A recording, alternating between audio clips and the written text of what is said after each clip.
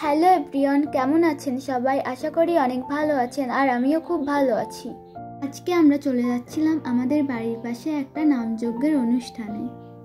আর অনুষ্ঠানটা খুব কাছেই, তাই হেঁটে হেঁটেই চলে যাচ্ছিলাম।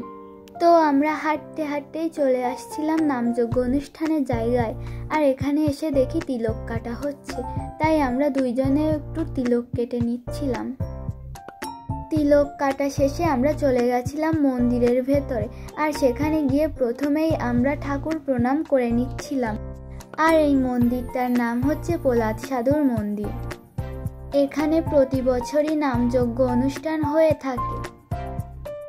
আর এই যজ্ঞ অনুষ্ঠানে অনেক মানুষই এসেছে, তাই আমরা একটু ভিডিও করে নিচ্ছিলাম। তারপর আমরা কিছুক্ষণ নাম শুনলাম। এখন নামযজ্ঞ শোনা শেষে আমরা নিজেদেরও একটু ভিডিও করে নিচ্ছিলাম।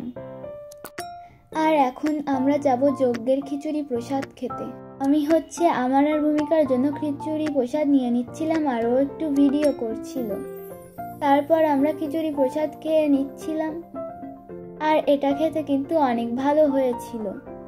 খাওয়া শেষে আমরা চলে আসলাম বাজারে। এখানে ভূমিকা একটু হাই দিচ্ছিল।